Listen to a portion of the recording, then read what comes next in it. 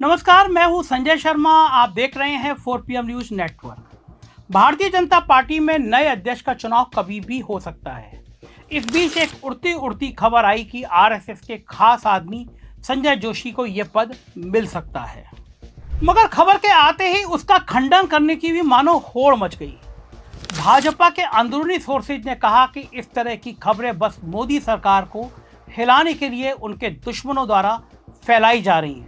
अध्यक्ष पद के लिए बहुत सारे नामों की बहुत बार चर्चा होती है, मगर संजय जोशी के नाम में ऐसा क्या है कि नरेंद्र मोदी कैंप को इनका नाम सुनते ही पसीना आ जाता है, खंडन करना पड़ता है।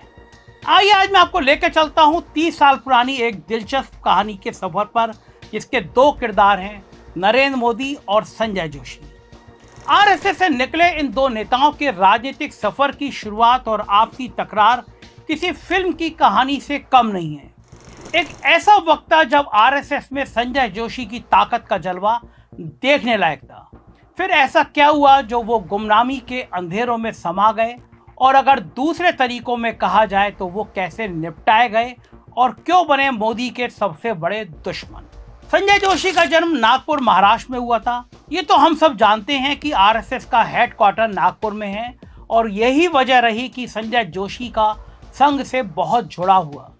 जोशी ने मैकेनिकल इंजीनियरिंग में ग्रेजुएशन किया और फिर संघ के प्रचारक के रूप में अपना जीवन संघ के लिए समर्पित कर दिया। 1988 में संजय जोशी ने संघ के निर्देश पर बीजेपी के संगठन के कार्य में योगदान देना शुरू किया। 90 के दशक के शुरुआती दौर में जोशी और मोदी का मिलना तब हुआ जब गुजरात में संगठन को मजबूत करके भाजपा को सत्ता में लाने का काम दोनों को मिला। दोनों का व्यवहार और काम करने का तरीका बिल्कुल अलग था। संघ कार्यकर्ताओं के बीच आज भी संजय भाई के नाम से मशहूर संजय जोशी को जमीन से जुड़े में रहना ज्यादा पसंद है। बिना प्रेस के हुए कपड़े पहनना, ऑफिस के किसी कोने में सो जाना, छोटे बड़े सब कार्यकर्ताओं के साथ मिलजुल कर रहना। दूसरी तरफ अपने साहिब नरेंद्र मोदी जी, जो खुद के इंटरव्यू में कई बार बता चुके हैं कि आरएसएस के दिनों में ही उनको टिप टॉप रहने का बड़ा शौक था। इनके सपने भी शुरू से बड़े थे।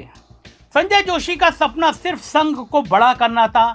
यही कारण था कि कार्यकर्ताओं के बीच में संजय जोशी ज्यादा पॉपुलर थे। 1990 के दशक में दोनों की कड़ी मेहनत और प्रभावी नेतृत्व से गुजरात में बीजेपी का जनाधार बढ़ा। जोशी और मोदी ने अपने अपने तरीकों से भाजपा को एक संगठित और मजबूत पार्टी बनाने में मदद करी, जिससे पार्टी में राज्य में राजनीतिक सफलता हासिल की और 1995 में भाजपा की सरकार गुजरात में बनी। और तभी से शुरू हुआ दुश्मनी का भयंकर दौर। मोदी और जोशी ने मिलकर केशुभाई का साथ दिया तो बाघेला नाराज हो गए। इसके बाद बाघेला की बगावत हुई और समझौते के तौर पर केशुभाई की जगह सुरेश मेहता को मुख्यमंत्री बनाया गया। अटल बिहारी वाजपेयी को खुद गुजरात आकर डील क्रैक करानी पड़ी। बाघेला इतने से भी नहीं माने। मोदी को सजा के तौर पर गुजरात छोड़ना पड़ा। उन्हें दिल्ली में भाजपा का नेशनल सेक्रेटरी बनाया गया और उत्तर भारत के राज्य पंजाब, हरियाणा, हिमाचल और जम्मू कश्मीर का जिम्मा दिया गया। गुजरात में रह गए संजय जोशी। मोदी के जाने का सबसे अधिक फायदा जोशी को मिला। अब संगठन महामंत्री के पद पर जोशी की ताजपोशी हुई। केशुभाई जब 1998 में दोबारा मुख्यमंत्री बने तो उन्होंने जोशी पर ही भरोसा जताया। मोदी गुजरात आना चाहते थे, लेकिन जोशी इसके लिए तैयार नहीं थे। हालांकि मोदी की सजा उनके काम आई। दिल्ली में रहकर राष्ट्रीय स्तर के कार्यकर्ता और नेताओं के साथ वो करीबी होते चले गए। प्रधानमंत्री अटल बिहारी वाजपेयी के साथ मोदी का उठना बैठना आसान हो गया। सूत्रों की माने तो मोदी हमेशा अटल जी के पास पहुंचकर गुजरात का हाल बताते रहते थे, या आम भाषा में कहें तो वो केशुभाई के काम की चुगली कर दिया करते थे। इसलिए जब 2001 में भाजपा कुछ जगह उपचुनाव हारी तो अटल बिहारी वाजपेयी ने केशुभाई को हटाकर गुजरात में मोदी की ताजपोशी कर दी। अब मोदी की बारी थी बदला लेने की। मोदी ने जोशी को दिल्ली की ओर रवाना करवा दिया। जोशी को दिल्ली में राष्ट्रीय संगठन महासचिव बनाया गया। तब से दोनों की अदावत बढ़ती चली गई। मोदी गुजरात में भाजपा का चेहरा बने। गोधरा दंगों के बीच बड़ी मुश्किल से इनकी कुर्सी बची। वहीं दिल्ली में संजय जोशी अपने काम में जुटे रहे। उन्होंने राष्ट्रीय महासचिव के रूप में अपने 2001-2005 के कार्यकाल के दौरान भाजपा को कई राज्यों में जीत दिलाने में जरूरी योगदान निभाया। वो अपने आप में एक बहुत बड़ी उपलब्धि है और इससे संजय जोशी के क्षमता का पता चलता है। और ये वो दौर था जब कांग्रेस अपने आप में एक मजबूत पार्टी थी। अगर बात करें तो संजय जोशी के विरोधियों की भी, तो उनके लिए सचमुच में एक चिंता का विषय था। एक तरफ नरेंद्र मोदी गुजरात की कुर्सी पर ताकत बढ़ा रहे थे, वहीं दिल्ली में संजय जोशी का सिक्का चल रहा था। इसलिए मोदी और संजय जोशी के बीच मतभेद गहराने लगे थे। संजय जोशी की जमीनी लोकप्रियता और आरएसएस में उनकी मजबूत पकड़ ने मोदी को असहज कर दिया। ये सत्ता संघर्ष उनके पतन का सबसे बड़ा कारण बना। 2005 में बीजेपी की रजत जयंती समारोह के दौरान एक आपत्तिजनक सीडी सार्वजनिक हुई, जिसमें कथित तौर पर संजय जोशी को एक महिला के साथ आपत्तिजनक स्थिति में शामिल दिखाया गया। इसके आते ही देश की राजनीति में भूचाल मच गया था। आजीवन ब्रह्मचर्य का व्रत ले चुके संजय जोशी इस सीडी में एक महिला के साथ कथित रूप से अंतरंग क्षण बिताते हुए नजर आए थे। 1.5 घंटे लंबी इस सीडी को गुजरात के एक होटल में जासूसी कैमरे से रिकॉर्ड किया गया था। ये चर्चा थी कि इसे गुजरात के ही एक कोरियर कंपनी के माध्यम से पूरे देश में भेजा गया था। इस पर एमपी नगर भोपाल की कोरियर कंपनी का पता भी लिखा था। सीडी की जांच में इसे फर्जी पाया गया, लेकिन इससे संजय जोशी की छवि को बहुत बड़ा नुकसान पहुंचा। जोशी के समर्थकों का मानना था यह विवाद नरेंद्र मोदी द्वारा रचा गया था ताकि उन्हें कमजोर किया जा सके। हालांकि सीडी कहां से आई, किसने बनवाई या बनाई, ये कभी पता नहीं चल पाया, मगर एक सीडी ने संजय जोशी के कैरियर का खेल खत्म कर दिया। अखबार की उस वक्त की हेडलाइन देखिए, भाजपा के उस शख्स की ताकत के सामने सरेंडर थे सारे सूरमा, और तभी एक सीडी आ गई और तहलका मचा दी गई। बात तो सही है, वाकई बड़े बड़े सूरमा झुकते टेन के आगे। इस बात को जानने के लिए एक और किस्सा बताता हूँ। 2003 में मध्य प्रदेश में उमा भारती मुख्यमंत्री बनी थी, लेकिन कोर्ट से वारंट जारी होने के बाद उन्हें इस्तीफा देना पड़ा था। और जब बाद में अदालती मामला खत्म होने के बाद वो फिर मुख्यमंत्री की मांग करने लगी, लेकिन मुख्यमंत्री बनाया गया शिवराज चौहान को। और इस ताजपोशी में अहम योगदान रहा संजय जोशी का, यानी संजय जोशी ने शिवराज की ताजपोशी तो कराई, उमा की भाजपा से विदाई में भी अपनी अहम भूमिका निभा दी। शिवराज को नेता चुनने के लिए भोपाल में विधायक दल की बैठक बुलाई गई थी। दीनदयाल परिसर में हुए इस बैठक में जोशी के अलावा अरुण जेटली, प्रमोद महाजन और राजनाथ सिंह भी मौजूद थे। उमा ने बैठक में बोलने की कोशिश करी तो जोशी ने उन्हें लगभग धक्का देकर बिठा दिया। उमा ने विधायकों से वोटिंग कराने की मांग की तो उनकी बात को अनसुना कर दिया गया। उमा के साथ इस व्यवहार को देखकर पार्टी के विधायक भी स्तब्ध थे। उनके समर्थकों को यह व्यवहार पसंद नहीं आया। उनके अधिकांश समर्थक बैठक छोड़कर बाहर निकल गए।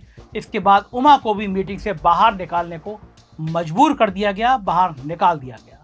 इस मीटिंग के ठीक 29 दिन बाद संजय जोशी की सीडी आ गई और वो राजनीति के नेपथ्य में जाने को मजबूर हो गए।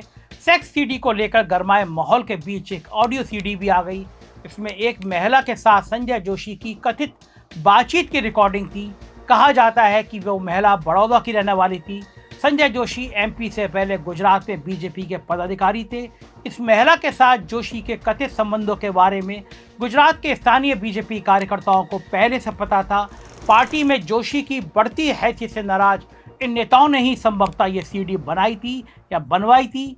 कई वर्षों बाद विश्व हिंदू परिषद के ताकतवर नेता रहे बलबीर तोगड़िया ने यह खुलासा किया था कि संजय जोशी की सीडी गुजरात में ही बनी थी। हालांकि सीआईडी ने 20 दिन के अंदर संजय जोशी को क्लीन चिट दे दी थी, मगर जनरल सेक्रेटरी की कुर्सी जो एक बार गई तो फिर वापस नहीं मिल पाई। आज के नए कानून नियमों की वजह से सीडी में कथित तौर पर दिखी महिला का मैं नाम तो नहीं बता सकता, मगर उस वक्त वो महिला सामने आई थी और उसने कहा कि सीडी में दिखने वाली महिला वो नहीं है। मगर इस सफाई से भी जोशी के राजनीतिक जीवन पर लगा विराम हट नहीं पाया। इसके पीछे वजह बताई गई कि जांच में सीडी को फर्जी बताया गया, जोशी को क्लीन चिट नहीं दी गई। संजय जोशी ताकत से तो कमजोर हुए, लेकिन राष्ट्रीय कार्यकारिणी में फिर भी वो सक्रिय थे। मोदी जानते थे कि जोशी के रहते उनका दिल्ली का सपना पूरा होना मुश्किल है। संजय जोशी के टैलेंट से वो भली भांति परिचित थे और इसलिए उनके लिए जरूरी था कि वो संजय जोशी को बिल्कुल ही इनएक्टिव कर दें। अगर संजय जोशी एक्टिव होते तो मोदी जी के लिए वो रुकावट बन जाते, ये बात किसी से छुपी नहीं थी। इसलिए मई 2012 में नरेंद्र मोदी ने बीजेपी की राष्ट्रीय कार्यकारिणी में शामिल होने से इनकार कर दिया, जब तक कि संजय जोशी को कार्यकारिणी से हटाया नहीं गया। मोदी के दबाव के चलते जोशी ने कार्यकारिणी से इस्तीफा दे दिया। ये मोदी के बढ़ते प्रभाव और जोशी के पतन का स्पष्ट संकेत था। हालांकि वन इंडिया के हवाले से खबर भी आई कि भाजपा के मुखपत्र कमल संदेश और संघ के मुखपत्र पांचजन में जहां मोदी के रवैये की आलोचना की गई, वहीं संघ के अंग्रेजी वाले मुखपत्र ऑर्गेनाइजर ने मोदी का पक्ष लिया। मामला यहीं समाप्त नहीं हुआ और दिल्ली स्थित भाजपा मुख्यालय तथा अहमदाबाद में मोदी की आलोचना और जोशी के समर्थन वाले पोस्टर लगाए गए। जोशी का आरएसएस में मजबूत आधार था, लेकिन मोदी के बढ़ते प्रभाव ने उन्हें आरएसएस से भी दूर कर दिया। पार्टी नेतृत्व ने मोदी के पक्ष में खड़े होकर जोशी को हाशिए पर धकेल दिया। 2014 के बाद जोशी ने सक्रिय राजनीति से दूरी बना ली। उन्होंने संघ के कार्यों और सामाजिक गतिविधियों पर ध्यान केंद्रित किया। समय समय पर उन्होंने पार्टी कार्यकर्ताओं और समर्थकों से मुलाकात की। उन्होंने राष्ट्रीय मुद्दों जैसे अनुच्छेद 370, राम मंदिर और सीए पर अपनी राय व्यक्त भी की। संजय जोशी का उदय उनकी कुशलता और समर्पण का परिणाम हुआ, जबकि उनका पतन व्यक्तिगत और राजनीतिक टकरावों का नतीजा था। नरेंद्र मोदी के साथ उनका संघर्ष, सीडी विवाद और पार्टी नेतृत्व का समर्थन खोना उनके राजनीतिक कैरियर के पतन का मुख्य कारण बने। वैसे उमा भारती एपिसोड भी अपने आप में एक बड़ी महत्वपूर्ण घटना है, जिसको बिल्कुल छोड़कर नहीं चला जा सकता, क्योंकि 2012 में गडकरी के अध्यक्ष बनने पर उमा भारती की तो भाजपा में घर वापसी हो गई, लेकिन मोदी के कहने पर उसी दौरान संजय जोशी से इस्तीफा मांग लिया गया था। हालांकि राजनीति से दूर रहने के बावजूद उनका अनुभव और वैचारिक प्रतिबद्धता उन्हें भारतीय राजनीति में एक महत्वपूर्ण व्यक्तित्व बनाए रखती है।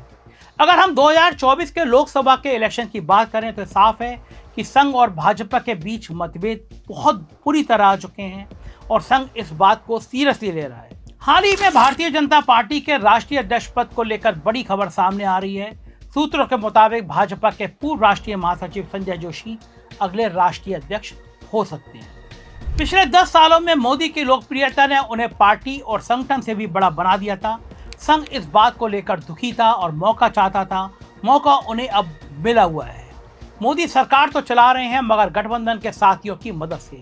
वहीं दूसरी तरफ और हरियाणा और महाराष्ट्र के चुनाव नतीजों से सीधे तौर पर संघ मजबूत हुआ है। उसने कहा भी है कि संघ अगर एक्टिव नहीं होता तो चुनाव नहीं जीत सकते थे, और संघ चाहता है कि उसकी छवि अब दोबारा बड़ी हो जाए, मोदी से बड़ी हो जाए।